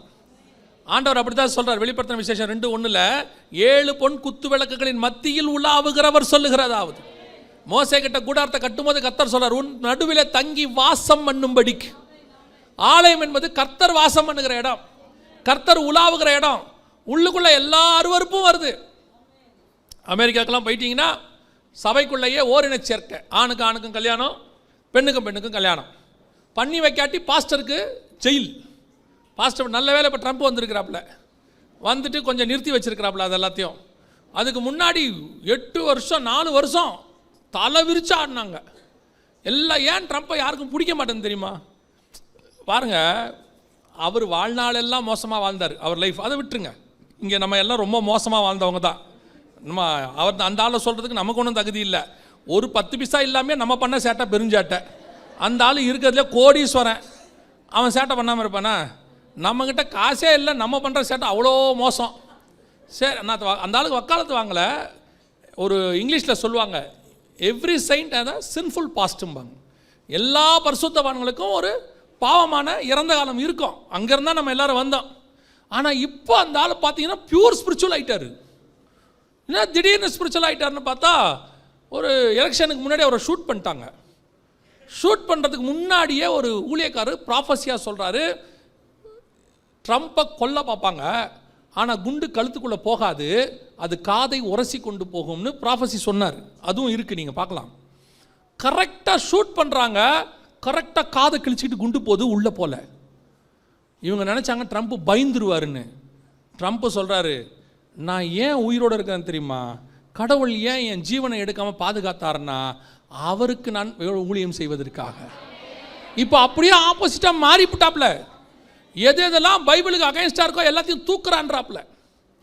இன்னைக்கு வந்திருக்கு வெள்ளை மாளிகைக்குள்ள பிரேயர் வர்ஷிப் ஆராதனை நடக்குது. ஒபாமா பீரியடில் எல்லாத்தையும் தூக்கிட்டாங்க உள்ள இருந்து. உள்ளுக்குள்ள வசனம் கூட இருக்கக்கூடாது ஒபாமா. ஆனால் இவர் வந்து உள்ளுக்குள்ள பிரேயர் வர்ஷிப்பு ஆராதனை அத்தனையும் நடக்குது. ஒயிட் ஹவுஸ்குள்ள நடக்குது, இப்போ நடக்குது. எந்த நேரத்தில் எவன் ரொம்ப நல்லவன் ஆறானே தெரிய மாட்டேங்குது. இப்போ திடீர்னு ட்ரம்ப் ரொம்ப நல்லவர் ஆயிட்டார். ரொம்ப நல்லவராகி அதில் அவர் போட்ட ஒரு சட்டம், இந்த ஆணுக்கு கல்யாணம், பெண்ணுக்கு கல்யாணம்லாம் ஸ்டாப். 2 பேர் தான், ஆண் ஒன்று பெண் ஒன்று. ஆண் பெண்ணை கல்யாணம் பண்ண, பெண் ஆணை கல்யாணம் பண்ண, அவ்வளோதான்ட்டார், வேலை முடிஞ்சு. அவர் வந்துட்டார். அந்த சேட்டை இங்கே இருக்கு, நம்ம நாட்டில் இருக்கு, பல நாட்டில் இருக்கு, பண்ணிட்டுருக்குறாங்க. அந்த மாதிரி அருவருப்பு அங்கே காணப்பட்டது. அப்புறம் இங்கே கொஞ்சம் நீங்கள் ஆப்பிரிக்கா பக்கம் வந்துட்டீங்கன்னா அங்கே வேறு விதமாக இருக்கும். சர்ச்சுக்குள்ளே ஒழுக்கமற்ற காரியங்கள் எல்லாமே அங்கே இருக்கும். இப்போ நீங்கள் இந்தியா பக்கம் வந்துடுங்க. இப்போ நீங்கள் இங்கே என்ன சொல்வீங்க? ஐயோ நாங்கள் இங்கெல்லாம் பயங்கரம் பர்ஃபெக்ட்டு, அதுவும் பெண்டிகாஸ்டல்னால் சொல்லவே வேண்டாம், பயங்கரம் ஆவியில் நிறைஞ்சு நம்ம அந்நிய பாஷை பேசி நம்மளை பொறுத்த வரைக்கும் நம்மளை அடிக்கிறதுக்கு ஆளே இல்லை. ஆண்டவருக்கு தெரியும் தானே நம்ம யாரை ஏமாத்துறோம். மேலே நிற்கிற ஊழியக்காரனை ஏமாற்றிடலாம், கீழே இருக்கிற ஆண்டவரை, உங்கள் பக்கத்தில் உலாவிக்கிட்டு இருக்கிற ஆண்டவரை ஏமாற்ற முடியுமா? சபைக்குள்ளே உட்காந்துக்கிட்டு என்னென்ன சேட்டை, இங்கே என்ன இல்லை, இங்கே பணப்பாகுபாடு இருக்குது, இங்கே ஜாதி பாகுபாடு இருக்குது, இங்கேக்குள்ளே எல்லாம் இருக்குது, ஏற்றத்தாழ்வு இருக்குது, பதவி அரசியல்வாதி அடிச்சுக்கிற பதவி இங்கே இருக்குது, சினிமாக்காரனை விட மோசமான ஆட்டம் இங்கே இருக்குது. முந்தியாவது சினிமா பாட்டு மாதிரி பாடினா இப்போ சினிமா பாட்டையே பாடுறான் சர்ச்சில். அதுவும் உங்கள் பெங்களூர் சுத்தம் மோசம். நீங்கள் என்ன தமிழ்நாட்டில் எங்களை சொல்கிறீங்க? அங்கே சுத்தம் இல்லாத மோசம், இங்கே சுத்தமான மோசம், ஆக மொத்தம் 2 மோசம். சரி கொஞ்சம் கேரளா தான் நல்லா இருக்குன்னு பார்த்தா அது இன்னும் மோசம். இப்போ எல்லா பக்கம் போனீங்கனாலும் சர்ச்சுக்குள்ளே டங்குன்னு ஆடுறான். என்னன்னு கேட்டால் அதான் ஃபேஷனுங்கிறான். சபைக்குள்ளே சினிமாக்கார ஆட்டம் இருக்குது, அரசியல்வாதியுடைய அரசியல் இருக்குது, இங்கே பணத்துக்கு அடிச்சுக்கிறது இருக்குது, ஜாதிக்கு அடிச்சுக்கிறது, இங்கே என்ன இல்லை? அப்புறம் எப்படி கர்த்தர் சர்ச்சை விட்டு வைப்பார்? ஆண்டவர் சொல்கிறார் உள்ளே அருவருப்பு. இங்கே உட்காந்துருக்கிறதெல்லாம் நிறைய, உங்களை சொல்ல நீங்கள் தங்கம், நான் பேசுகிறது எல்லாமே வெளியே எல்லாம் பயங்கர அருவருப்பு. கர்த்தர் பார்த்தாரு, இடுறான்ட்டார் ஆலயத்தை. ஒரு பீரியட் வரைக்கும் தான் கர்த்தர் பேசுவார், அதுக்கப்புறம் கர்த்தர் இடிப்பார். அப்புறம் பார்த்தார், ஒரு 70 வருஷம் அமைதியாக விட்டார். அப்புறம் செருபாபேலை கூப்பிட்டு சொல்கிறார், சரி கட்டு, திருப்பி இதுக்கப்புறம் ஒழுங்காக இருப்பாங்களா பார்க்கலான்னு கட்ட சொல்கிறாரு. கட்டினா மற்ற 24:2 இயேசு சொல்கிறார், இவைகளெல்லாம் ஒரு கல்லின் மேல் ஒரு கல் இல்லாதபடிக்கு இடிக்கப்பட்டு போகும். ஏன் 2வது ஆலயத்தையும் இடித்தார்? வாசிங்க 21ஆம் அதிகாரம் மத்திய எழுதின சுவிசேஷம் 12வது வசனத்தை வாசிங்க. மத்திய 21:12 வாசிங்க. இயேசு தேவாலயத்துக்குள் பிரவேசித்து ஆலயத்தில் விற்கிறவர்களும் கொள்ளுகிறவர்களாகிய யாவரையும் வெளியே துரத்தி கவிழ்த்து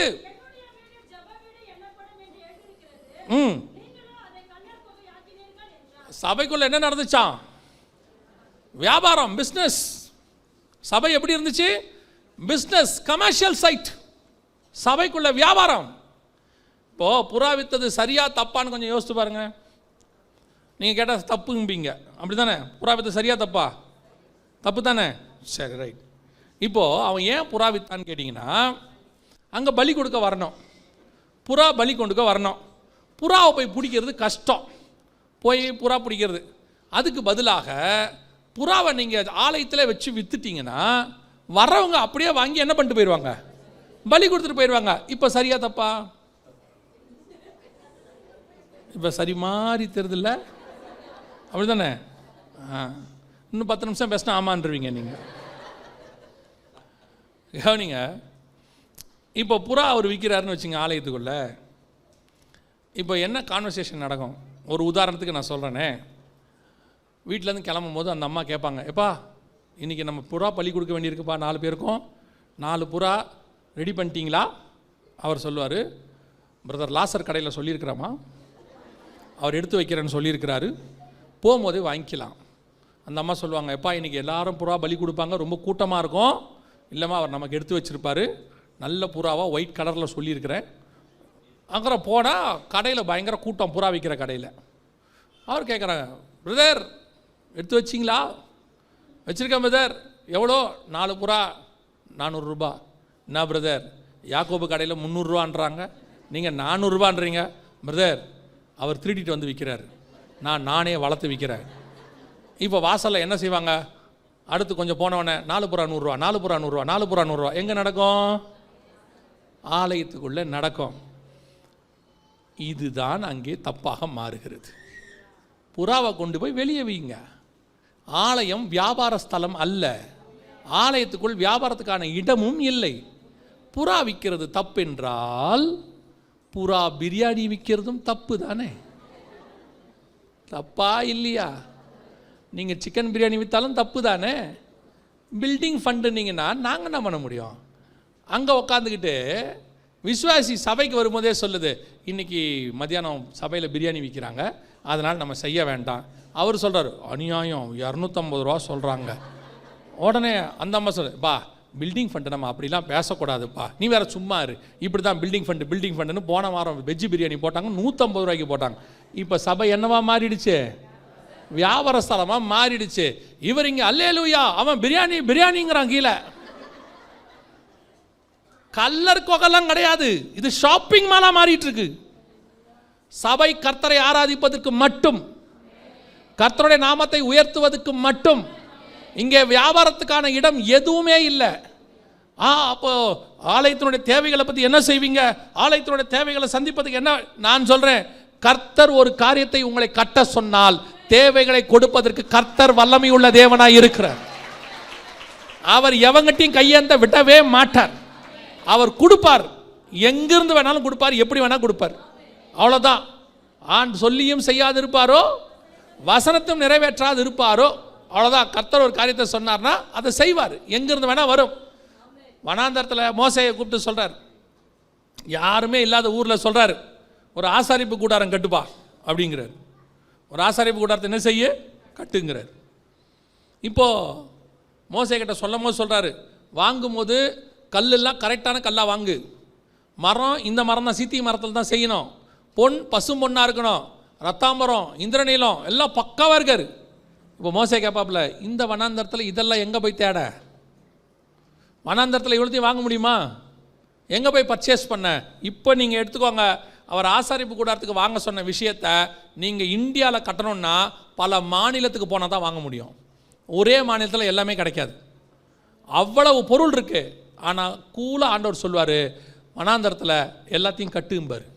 அதுவும் திருப்பி சொல்வார், ஆண்டவரே பச்சை கலர் பெயிண்ட் இல்லை, ப்ளூ கலர் அடிச்சிக்கலாமா, நாங்கள் வழியே இல்லை. திருப்பி சொல்வார், நான் சொன்னபடி செய்வதற்கு எச்சரிக்கையாயிரு. அப்புறம் இவ்வளவுக்கு நான் எங்கே போவேன் ஆண்டவரே? நீ எழுந்திரிச்சு நின்று ஒரே ஒரு வார்த்தை சொல்லு. என்ன சொல்லு?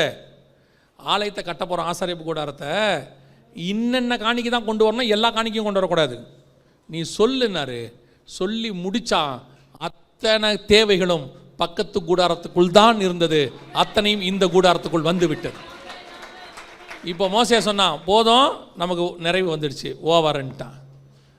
அப்படின்னா என்ன அர்த்தம்? உன்னை ஆசாரிப்பு கூடாரம் கட்ட சொல்ல முன்னரே எகிப்திலிருந்து புறப்படும் போதே உன் தேவைகளை எல்லாவற்றையும் கொண்டு வந்து வச்சுட்டு தான் கர்த்தர் உன்னை கட்ட சொன்னார். அந்த தேவன் தான் உனக்கும் எனக்கும் தேவனாக இருக்கிறார். அல்லேலூயா. எங்களை ஆண்டவர் பைபிள் காலேஜ் ஒன்று கட்ட சொன்னார். கட்ட ஆரம்பிக்கும் போது சொன்னார், ஒருத்தர்கிட்ட கூட சொல்லக்கூடாதுன்னாரு, நானே தான் தருவேன்னாரு. நான் சொல்கிறேன், நான் பைபிள் காலேஜ் கட்டி முடிக்கிற வரைக்கும் யாருக்குமே தெரியாது. ஆனால் சமீபத்தில் அண்ணன் வந்து பார்த்தாங்க, பார்த்துட்டு சொன்னாங்க, தம்பி இதை கட்டுறீங்க, நீங்கள் ஒரு இடத்துல கூட சொல்லலையே அப்படின்னாங்க. நான் சொன்னேன், இல்லைண்ணே ஆண்டவர் சொல்ல வேணான்னு சொன்னார். ஆண்டவரே முழுவதும் கட்டி என் கையில் கொடுத்தார். அதுக்கான ஆட்கள் தேவை எல்லாம் வருவாங்க, அங்கேருந்து வருவாங்க. அவர் சொன்னார்னா அவர் செய்வார். நாம் உண்டியல் கொடுக்க வேண்டிய அவசியம் இருக்கவே இருக்காது. நாம் பிரியாணி விற்க வேண்டிய அவசியம் இருக்காது. நாம் மெதுவடை மசால் வடை விற்க வேண்டிய அவசியம் இருக்காது. மசால் தோசை உப்பிட்டு இதெல்லாம் நீங்கள் விற்க வேண்டிய அவசியமே இருக்காது. அவரே கொண்டு வந்து எல்லாவற்றையும் தருவதற்கு வல்லமை உள்ளவராக இருக்கிறார். இல்லைங்க அவர் அப்படிலாம் செய்ய மாட்டார், நம்ம ஏதாவது பண்ணாதான் வரும். நீ கடைசி வரைக்கும் ஏதாவது பண்ணிக்கிட்டே தான் இருக்கணும். கடைசி வரைக்கும் எவங்கிட்டையாவது கை ஏந்திக்கிட்டே தான் நிற்கணும். உனக்கு குழப்பம் அப்படியே தான் போகும். நான் உங்களுக்கு சொல்கிறேன், நீங்கள் ஆண்டவர் சொல்லி செஞ்சு பாருங்கள், ஜாலியாக இருப்பீங்க. ஒரு கடன் இருக்காது, ஒரு பேங்க் லோன் இருக்காது, ஒரு வட்டி இருக்காது, எவனும் உங்களை கேட்கவே மாட்டான். கர்த்தரே செய்து கொடுக்க வல்லமை உள்ளவராக இருக்கிறார். அல்லேலூயா. பார்த்தா சபை கமர்ஷியல் சைட்டாக மாறிடுச்சு. அடித்து நொறுக்கிட்டார் ஆண்டவர், சவுக்கு எடுத்தார், மொத்தத்தையும் பின்னிட்டார். ஒரு கல்லின் மேல் ஒரு கல் அப்படி என்னவாயிடுச்சு, அது இடிக்கப்பட்டு போச்சு. இப்போது மூன்றாவது ஆலயம் வரணும். அந்த 3வது ஆலயத்துக்கான யுத்தம் தான் இப்பொழுது வரும். எப்படி நீங்கள் சொல்கிறீங்க? அந்த யுத்தம் ஆரம்பிச்சிருச்சு, சொல்லிட்டு நான் முடிக்கிறேன், கவனிங்க. 3வது ஆலயம் எப்படி வரப்போகிறது அப்படின்னு கேட்டிங்கன்னா, இந்த ஆலயம் இருந்த இடம் இருக்குது பார்த்தீங்களா, இந்த இடம் இதுதான் ஆலயம் இருந்த இடம். இப்போ அந்த இடத்துல வேற ஒரு வழிபாட்டு தலம் இருக்குது. இந்த இடத்துக்கு பேர் டெம்பிள் மவுண்ட் அப்படின்னு பேர். அதாவது ஆலயம் இருந்த மலை அப்படின்னு அர்த்தம். இங்கே தான் முதல் ஆலயத்தை சாலமோன் கட்டினார், 2வது ஆலயத்தை செருபாபேல் கட்டினார். அந்த ஆலயம் 1ஆம் நூற்றாண்டிலே ரோமர்களால் இடிக்கப்பட்டது. 10ஆம் நூற்றாண்டில் இந்த வழிபாட்டு தலம் கட்டப்பட்டது. ஆனால் வேதம் சொல்லுது 2-3 இடத்துல 3வது ஆலயம் வரும். 3வது ஆலயம் வரணும்னா இந்த இடத்துல தான் வரணும். ஏன்னா ஏற்கனவே 2 ஆலயமும் எங்கே இருந்துச்சு? இங்கே தான் இருந்துச்சு. ஏங்க இந்த இடம் அப்படின்னு கேட்டிங்கன்னா, இது ரொம்ப முக்கியமான இடம். நீங்கள் வாசிங்க முதல்ல இந்த இடத்த பற்றி. இங்கே தான் ஆலயம் இருந்துச்சுன்றதுக்கு ப்ரூஃப் உங்களுக்கு சொல்கிறேன், வாசிங்க. 2 நாளாகமத்தின் புஸ்தகம் 3ஆம் அதிகாரம் 1வது வசனம் வாசி. 2 நாளாகமம் 3ஆம் அதிகாரம் 1வது வசனத்தை வாசி. நல்லா கவனிங்க. எருசலேமிலே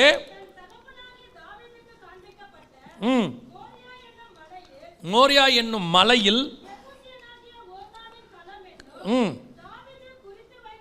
தாவீது குறித்து வைத்த ஸ்தலத்தில் வாசிங்க. அப்போ வசனம் தெளிவா சொல்லுது, மோரியா என்னும் மலையில். மோரியா மலையில் என்ன ஞாபகத்துக்கு வருது? ஆதியாகமத்தின் புஸ்தகம் 22ஆம் அதிகாரம் 2வது வசனத்தில் ஆபிரகாம் ஈசாக்கை கொண்டு போய் பலி கொடுக்க மோரியாவின் மலைகளில் ஒன்றின் மேல். ஈசாக்கு பலி கொடுக்க கொண்டு போன இடமோ, ஆலயம் கட்டுவதற்கு தாவீது காசு கொடுத்து வாங்கின இடமோ, சாலமோன் தேவாலயம் கட்டின இடமோ, செருபாபேல் தேவாலயம் கட்டின இடமோ இந்த இடம்தான். ஏறக்குறைய 4000 வருஷம் இந்த இடம் அவங்க கையில் இருக்கிறது. அவங்கக்கிட்ட தான் இந்த இடம் இருக்குது. இப்போ அங்கே ஒரு வழிபாட்டு தலம் இருக்குது. ஆனால் இஸ்ரவேலுடைய சட்டப்படி எந்த வழிபாட்டு தலத்தையும் இடிக்கக்கூடாது. அதான் இஸ்ரவேலுடைய சட்டம். 1967 ஜூன் மாதம் போடப்பட்ட சட்டம் அது. எந்த வழிபாட்டு தலத்தையும் இடிக்கக்கூடாது. அதனால் இதை இன்னும் அவங்க பத்திரமா வச்சுருக்கிறாங்க. ஆனால் வசனத்தின்படி இங்கே என்ன வரணும்? 3வது தேவாலயம் வரணும். இப்போது நீங்கள் வாசித்த அந்த வசனத்தை திருப்பி வாசிங்க. எசேக்கியேல் 38:8 வாசிங்க. எசேக்கியேல் 38:8 திருப்பி வாசிங்க. அநேக நாட்களுக்கு பிற்பாடு நீ விசாரிக்கப்படுவாய். பட்டயத்துக்கு நீங்களாகி வந்தவர்கள் பற்பல ஜனங்களிலிருந்து சேர்த்து கொள்ளப்பட்டு வந்தவர்களின் தேசத்தில் கடைசி வருஷங்களில் வருவாய். நல்லா கவனிங்க. நெடுநாளாய் பாழாய் கிடந்து பிற்பாடு ஜாதிகளிடத்திலிருந்து கொண்டு வரப்பட்டவர்கள் எல்லோரும் சுகத்தோட குடியிருக்கும் இஸ்ரவேலின் மலைகளுக்கு விரோதமாய் நீ வருவாய். இஸ்ரவேலின் மலைகளுக்கு விரோதமாய் நீ வருவாய். பர்டிகுலராக இந்த யுத்தம் எந்த இடத்துல நடக்கும்? இஸ்ரவேலுடைய மலையில். இன்னும் ஒரு வசனத்தை வாசிங்க. எசேக்கியேல் 39 அடுத்த அதிகாரம் 2வது வசனத்தை வாசிங்க.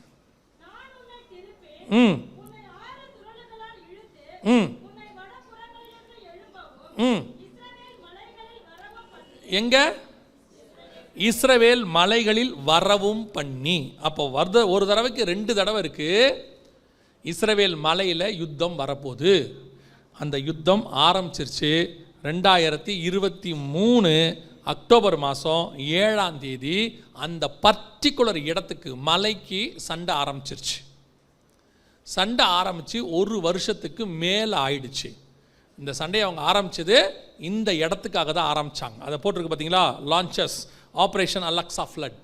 அவங்க அதுக்காக தான் அதை ஆரம்பித்தாங்க. அந்த சண்டை ஆரம்பித்து 1 வருஷத்துக்கு மேலே போச்சு. இப்போது சமாதானம், பீஸ், சீஸ்ஃபயர் வந்திருக்கு, சமாதானம் வந்திருக்கு. இப்போ பரிமாற்றம், ஹோஸ்டேஜ், அதாவது அகதிகளை அந்த பிடிக்கப்பட்டவங்களை பரிமாறிக்கொள்கிறாங்க அப்படின்னு சொல்கிறாங்க. ஆனால் அந்த சீஸ்ஃபயர் வரும்போதே சொன்னோம், இது டெம்பரவரி தான், அது நிரந்தரமாக இருக்காது. ஏன்னா இஸ்ரேலுக்கு முன்னாடி நிறைய சீஸ்ஃபயர் போட்டு திருப்பி சண்டைக்கு போயிருக்கிறாங்க நிறையா. இப்போ ட்ரம்ப் வந்திருக்கிறாரு. இன்றைக்கி என்ன கிழமை? இன்றைக்கி மத்தியானம் 12 மணி வரைக்கும் தான் அவர் டைம் கொடுத்தாரு. அவங்க டைம் கொடுத்தாரு. அவர் மொத்த பணைய கைதிகளையும் என்ன செய்யணும்? விடுதலையாக்கணும்னு சொன்னார். இன்றைக்கி அவங்க 3 பேரை தான் விடுதலையாக்கியிருக்கிறாங்க. இன்றைக்கி என்ன பண்ணியிருக்கிறாங்க? 3 பேரை விடுதலையாக்கியிருக்கிறாங்க. இன்னும் பணைய கைதிகள் அவங்க கையில் இருக்கிறாங்க. நாளிலிருந்து நமக்கு விஷயம் தெரியும். நாளில் என்ன செய்யும்? விஷயம் தெரியும். ட்ரம்ப் இப்போ ஏன் 2வது தடவை வந்திருக்கிறார்? முதல் தடவை வந்தபோது அவர்கிட்ட என்னென்னமோ சொன்னாங்க. ஆனால் அவர் வந்தது இஸ்ரேலுக்கு தலைநகராக எதை மாற்றுறதுக்கு? எருசலேமை மாற்றுறதுக்கு. இப்போ ஏன் வந்திருக்கிறாரு அப்படின்னு கேட்டிங்கன்னா, அமெரிக்கா பொருளாதாரத்தை தூக்கி நிறுத்த, ரஷ்யா உக்ரைன் பிரச்சனையை சால்வ் பண்ண, அது கிரீன்லேண்டை பிடிக்க, கனடாவை எடுக்க, என்னென்னமோ சொல்கிறாங்க. அதெல்லாம் அவங்க காரணம். ஆனால் உலக பிரகாரம் ஸ்பிரிச்சுவலாக ஆவிக்குரிய விதத்தில் காரணம் என்னென்னா, இந்த இடத்த எடுத்து இஸ்ரேல் கையில் அவர் கொடுத்துருவார். அதுக்கு தான் ட்ரம்ப் வந்திருக்காப்புல. இந்த 4 வருஷத்துக்குள் அது நடக்க நிறைய வாய்ப்பு இருக்குது. அதுக்கான யுத்தம் தான் இந்த வருஷம் உச்சத்துக்கு போக வாய்ப்பு இருக்குது. இந்த வருஷம் அடுத்த வருஷத்துக்குள்ளே. ஏன்னா இப்போ திருப்பி இன்றைக்கி சீஸ்ஃபயர் இன்றைக்கி நாளைக்குள்ளே முடிவுகிறதோ அல்லது எக்ஸ்டெண்ட் ஆகுதோ எப்படியோ, ஆனால் இந்த பிரச்சனை இப்போ முடியாது. இந்த பிரச்சனை இந்த இடத்த எடுத்து ட்ரம்ப் கொடுக்குற வரைக்கும் போகாது. ஏன்னா அவங்க ஃபஸ்ட்டு தேசத்துக்காக யுத்தம் ஆரம்பித்தாங்க, தேசம் இஸ்ரேல் வசம் வந்துச்சு. எருசலேமுக்காக யுத்தம் ஆரம்பித்தாங்க, எருசலேம் இஸ்ரேல் வசம் வந்துச்சு. இப்போது இந்த தேவாலய மலைக்காக யுத்தம் ஆரம்பிச்சிருக்கிறாங்க, இந்த இடமும் அவர்கள் கைக்கு தான் வரும். ஸோ இந்த யுத்தம் தான் இப்போ போயிட்டுருக்கு. இந்த யுத்தத்தில் 2 முக்கியமான காரியங்களை நீங்கள் பார்க்கக்கூடும். ஒன்று, இந்த வழிபாட்டு தலத்தை அவர்கள் இல்லாமல் போக பண்ணுவார்கள். எப்படி போகலாம்? ஒன்று யுத்தத்திலே போகும், இல்லை என்றால் ஒரு மிக முக்கியமான சம்பவம் நடக்கும். நான் வந்து தீர்க்க தரிசனம் சொல்கிறதில்ல, பைபிள்லேருந்து சொல்கிறேன். அந்த வசனத்தை நோட் பண்ணிக்கங்க. உங்கள் கண்கள் காண காதுகள் கேட்க இது நடக்கும். நடக்கும்போது புதுசாக பார்க்கக்கூடாது நியூஸில். இது இப்போவே பைபிளில் உள்ளதான் உங்களுக்கு சொல்கிறோம். எசேக்கியேல் புஸ்தகம் 38ஆம் அதிகாரம் 19வது வசனத்தை வாசிங்க.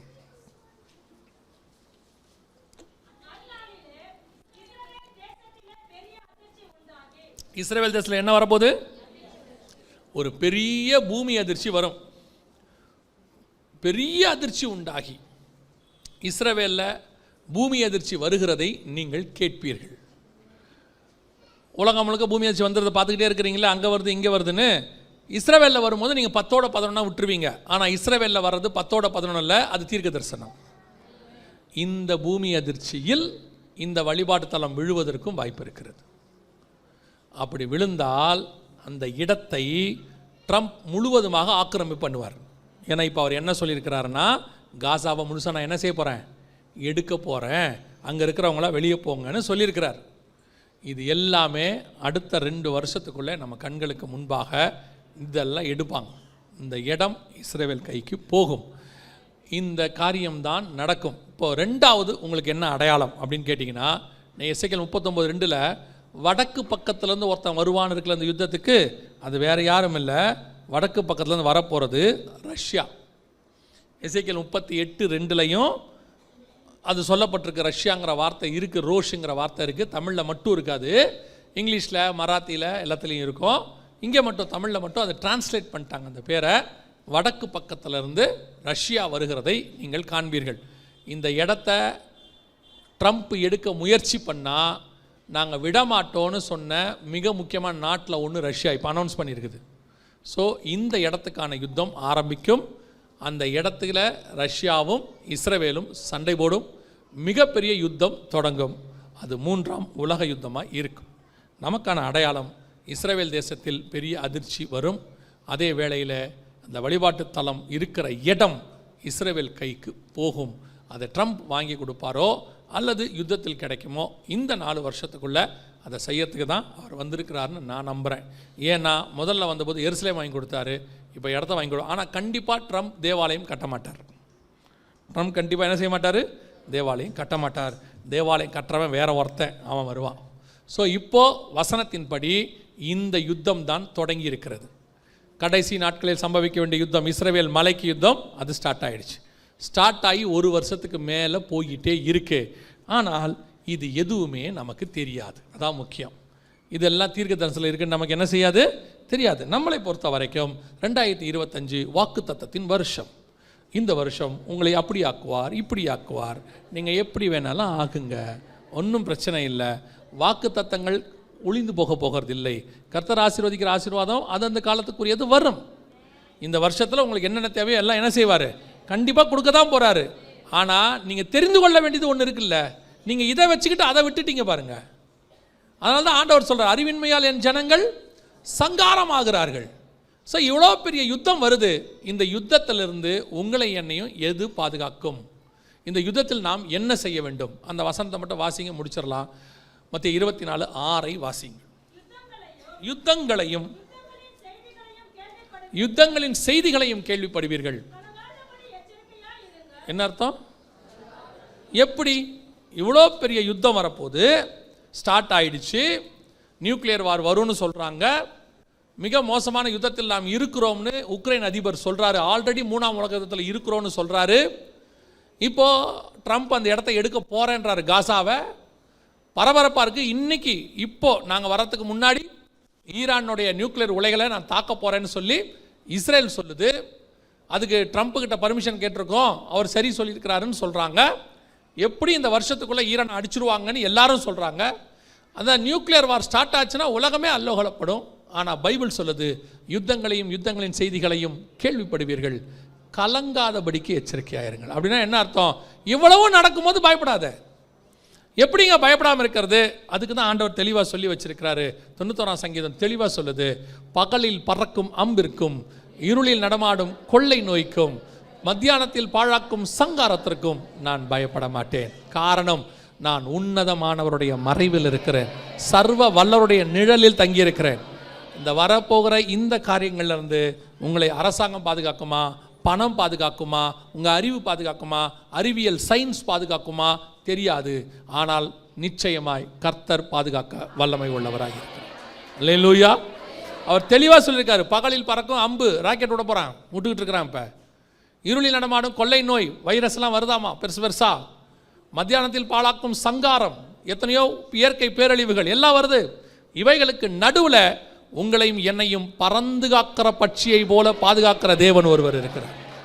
எகிப்து முழுக்க வாதை வந்தாலும் அது இஸ்ரவேல் இருந்த கோசேன் நாட்டில் வரவில்லை என்று வேதம் சொல்லுகிறது.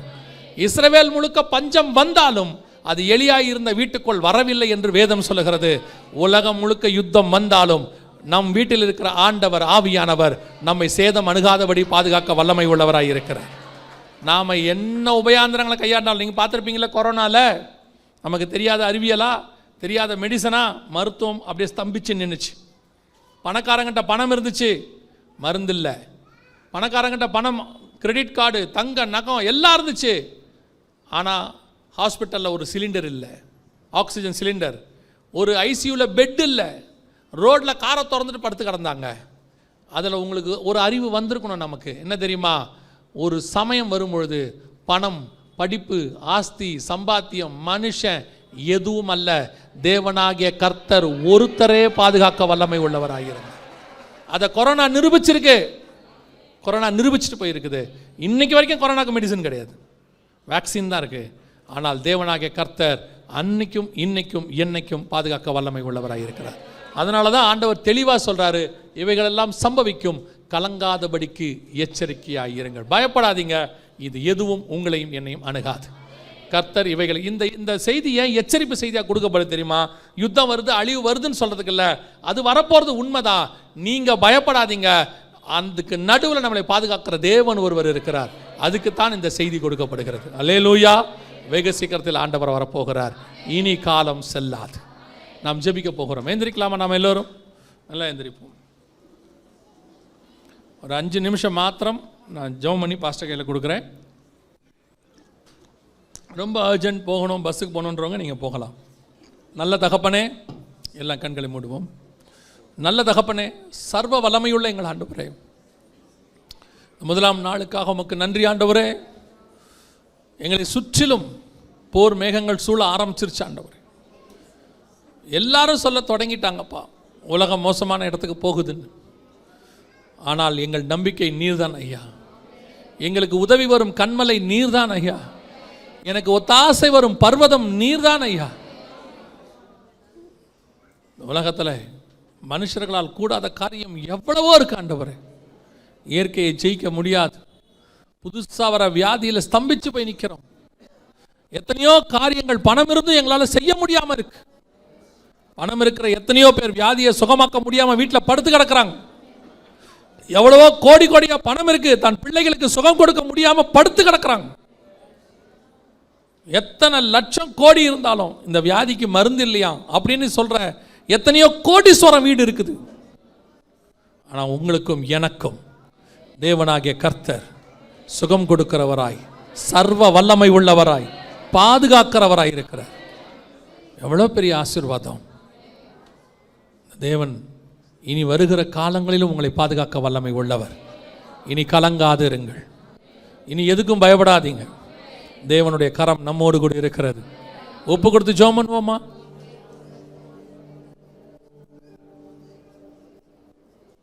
ஒப்பு கொடுத்து ஜெபம் பண்ணுமா? எல்லாம் ஜெபம் பண்ணுங்க. இசை வாசிக்கிறவங்களும் எல்லாம் ஜெபம் பண்ணுங்க. உங்க ஆத்மாவுக்கு ஜெபம் பண்ணுங்க. அடுத்த ஆத்மாவுக்கு இசை வாசி என்ன பண்ண போறீங்க? உங்க ஆத்மாவுக்கு ஜெபம் பண்ணுங்க. முதல்ல எல்லாம் கண்களை மூடி. இவ்வளோ பெரிய காரியம் நடக்க போகிறது. அவைகளுக்கு நடுவில் கர்த்தர் உன்னை பாதுகாக்க வேண்டும். கர்த்தர் நம்மை பாதுகாக்க வேண்டும். ஒப்பு கொடுப்போமா? ஒப்பு கொடுக்க விரும்புகிறவங்களா கரங்களை ஆண்டவருக்கு நேராக உயர்த்தி, சர்வ வல்லமை உள்ள எங்கள் தகப்பனே, இந்த அருமையான நாளுக்காக உமக்கு நன்றி. வருகிற காலங்களிலே நீர் எங்களோடு கூட இருக்க போற தயவுக்காக ஸ்தோத்திரம். கர்த்தருடைய கரம் பலத்த கரமாய் எங்களோடு கூட இருப்பதற்காய் நன்றி. எங்கள் தேவன் பெரியவர் என்பதை நிரூபிக்க போற தயவுக்காய் ஸ்தோத்திரம். அவர்கள் எங்களை பார்த்து சொல்ல போறாங்க, உங்கள் தேவன் பெரியவர். அவர் மலையின் மாத்திரமல்ல, சமவெளியிலும் அவர்தான் தேவனாக இருக்கிறார். வனாந்தரத்திலும் அவர்தான் தேவனாக இருக்கிறார். செங்கடலிலும் அவர்தான் தேவனாக இருக்கிறார். தேசத்திலும் அவர்தான் தேவனாக இருக்கிறார். அந்த தேவனை சமீபமாய் பெற்ற ஜனம் பாக்கியம் உள்ளது. நாம் பாக்கியம் உள்ள ஜனங்கள்.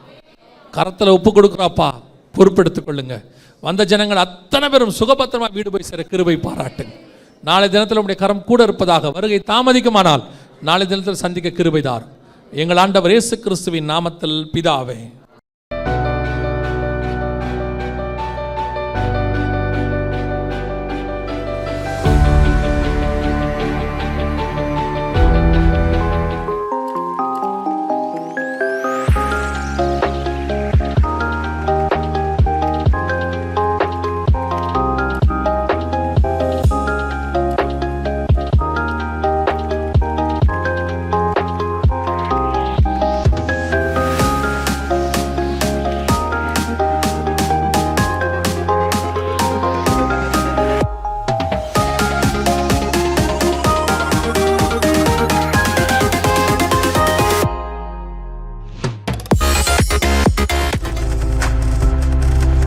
நீங்கள் பார்த்து கொண்டிருப்பது உங்கள் ஜாய் டிவி. உங்கள் துக்கம் சந்தோஷமாய் மாறும்.